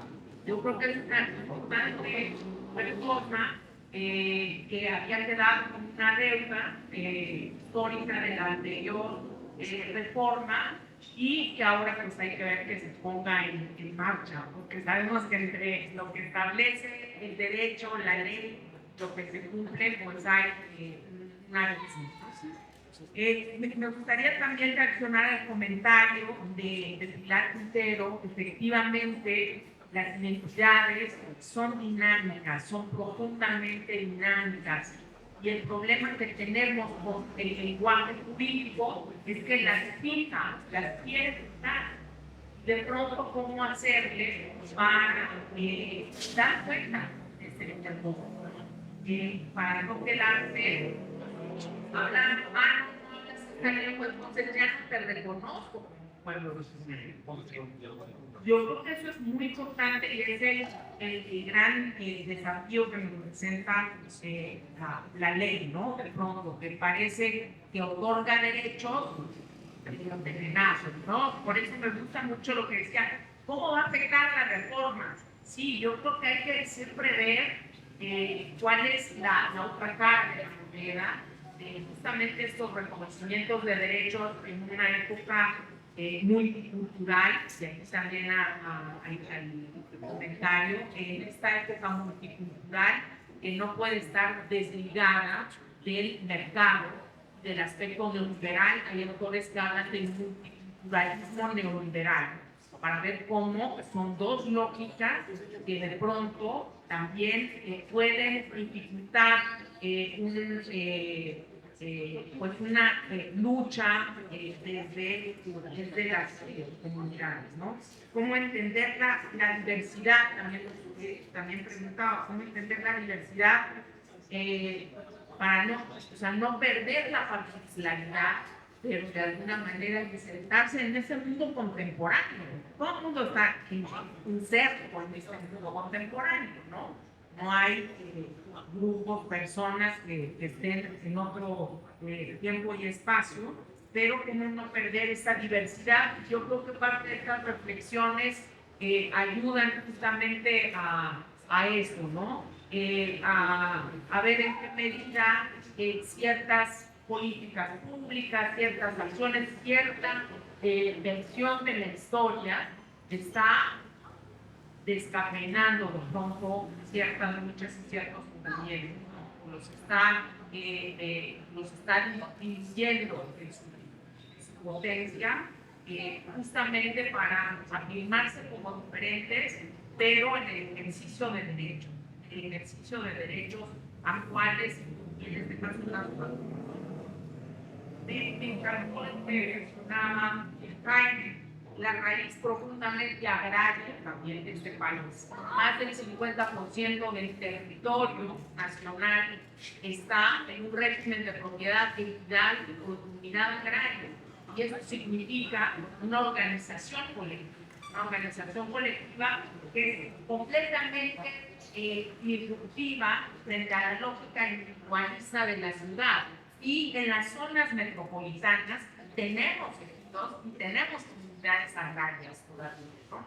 Que tienen una forma de organización que, claro, lo que es interesante es que se está recuperando esta forma de organización, y a partir de ahí se pueden plantear, también otra cosa que me encantó de lo que mencionaba Jaime Ortega, que claro que tiene toda la razón. La memoria, ¿para qué? Para construir el futuro, no para quedar nostálgico de un pasado perdido. Y si se reconstruye la memoria, si se usa el pasado, ¿para qué es? Para insertarse mejor en este futuro, con mejores elementos. Pues yo creo que también el comercial hacia el proyecto de la UAM, ¿no? de historias metropolitanas, que justamente es un espacio para ver estas historias de organizaciones, de movimientos. Aquí tenemos a Ever, que escribió una historia para tratar de transmitir también, ¿no? Parte de lo que hay en estas organizaciones. Como bien decía el compañero, pues se queda de pronto sin conocerse, sin salir a la luz. Y pues cualquier iniciativa que haya justamente para eso, pues es bienvenida. Y en la UAM Coajimalpa, pues yo creo que el equipo de historias metropolitanas, con los brazos abiertos, está disponible para poder discutir, ¿no? estas historias.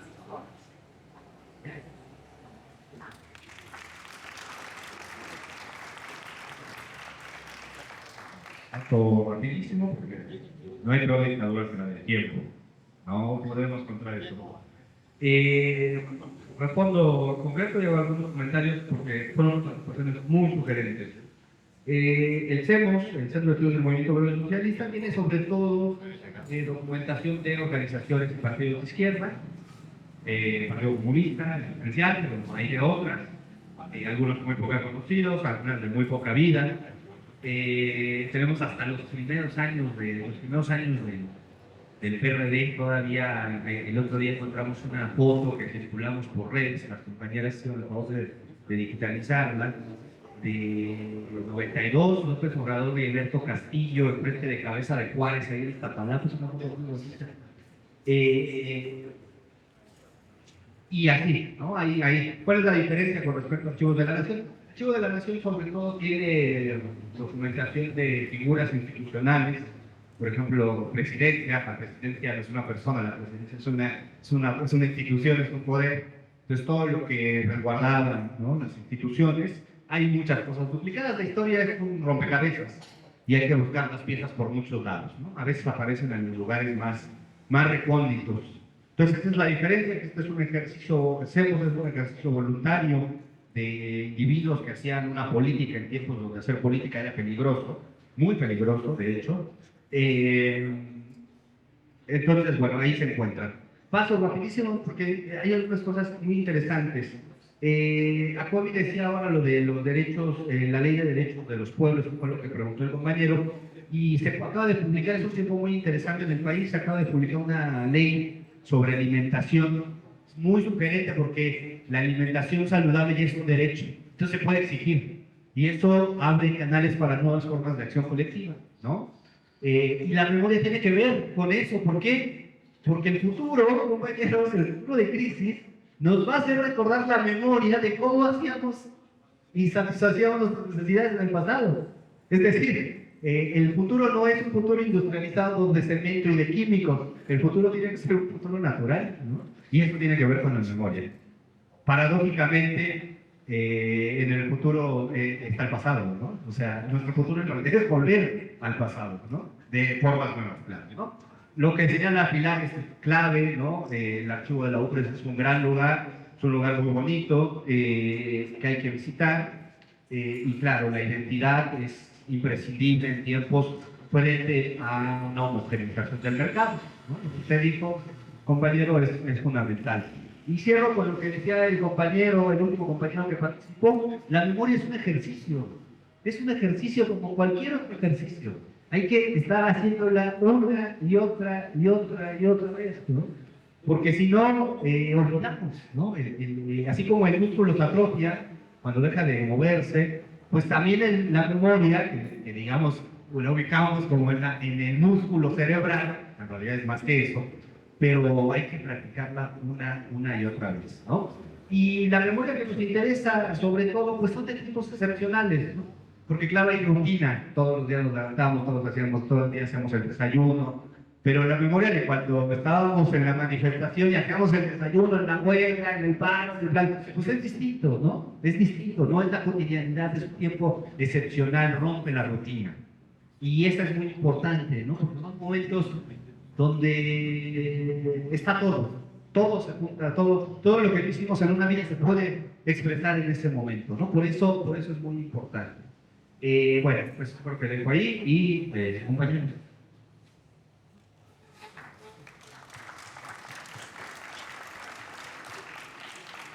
Gracias.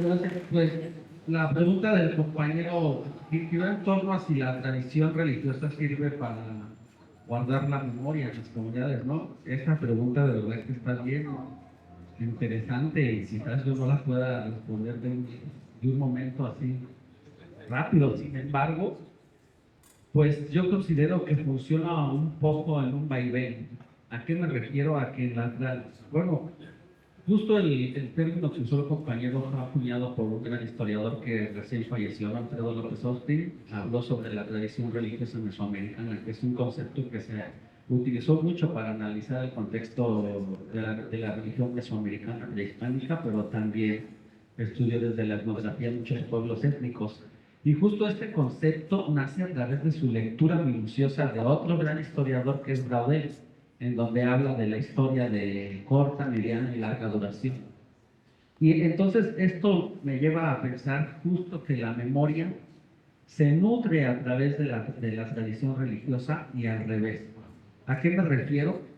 A que en los pueblos del contexto indígena o no indígena, la memoria funciona y tiene sentido en función de algo en específico y también de acuerdo a su momento histórico específico. Yo aquí en mi respuesta también para aprovechar el tiempo quiero enlazar mi reflexión con lo de los compañeros, porque la compañera se comentó sobre los pueblos originarios. Más que nada en el sur se ha visto mucho cómo las comunidades, a través de una especie de rescate de la tradición, estructuran una vida religiosa en torno a un proceso de identidad concreto. ¿A qué me refiero?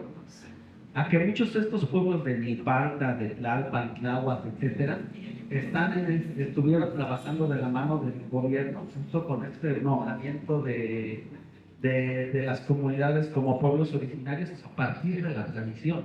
Entonces el niño pa ya es bien importante porque va a ser lo que les va a dar la justificación para poder tener el título de pueblo originario. Entonces el proceso religioso no se tiene que ver, digamos, como un dogma o como un proceso aunado necesariamente a una tradición religiosa, como bien dice su nombre, sino más bien como un proceso de impacto social y comunitario concreto también. Entonces, de eso quizás la compañera sabe más, ¿no? Muchos pueblos indígenas hoy día han pedido hacer que se les realicen peritajes antropológicos con el fin de determinarse indígena. Y muchas veces la determinación étnica parte de la tradición religiosa, aunada a un pasado mesoamericano en donde se le contrata al antropólogo, historiador, etcétera, para que por medio de un peritaje se asuma que hay una tradición religiosa antigua, ¿no? Bueno, es nada más como un aspecto de tantos. Y posterior a esto está la de cómo destruye el mercado las tradiciones y la memoria. Eso es bien importante, porque la expansión del capitalismo es como un monstruo, ¿no? Eso no se lo tengo que platicar, lo saben.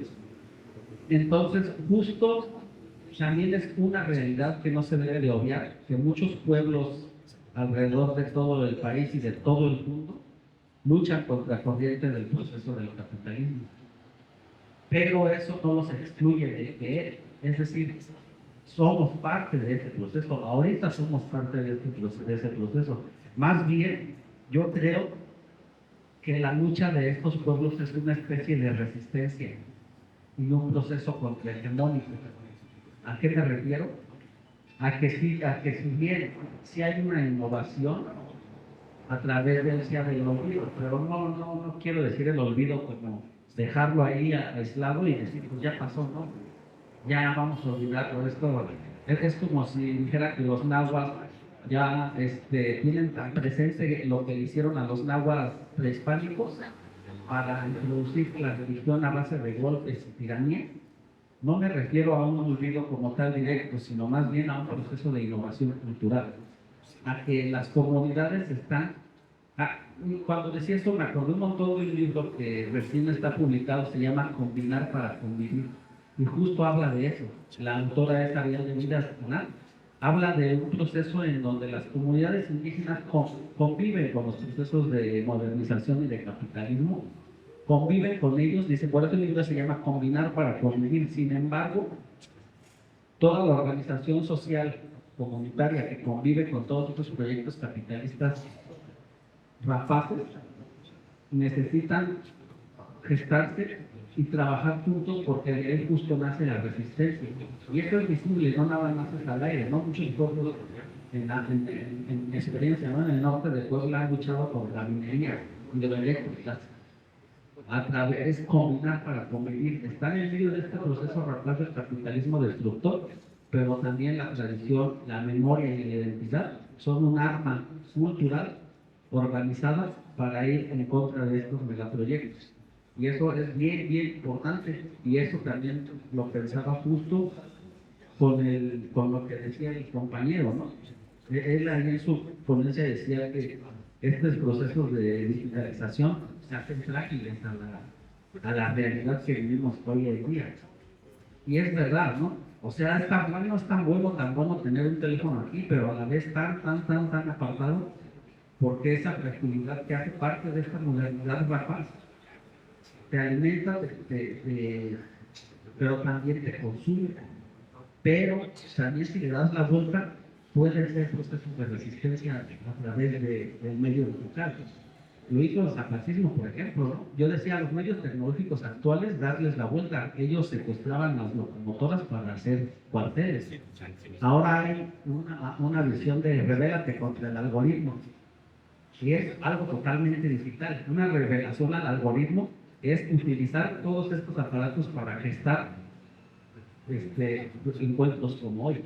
Entonces, pues sí, claro, ¿no? La tarea de la lógica del capitalismo es abrazar todo y destruirlo. La tarea de la revelación del algoritmo contra este proceso de modernidad es reabrazarlo para darle la vuelta y ser hegemónicos y resistentes. Y pues, y la lucha. Gracias, compañeros. Muchas gracias. Sumamente interesante, enriquecedor estos aportes de aquel lado, de este lado. Agradecemos de todo corazón a estas participaciones, estos enfoques, estos aportes al encuentro de comunidades organizadas Raíces de la Memoria. Y nuestra compañera Adriana, bueno, un aplauso fuerte otra vez a los ponentes de Info. Muchas gracias.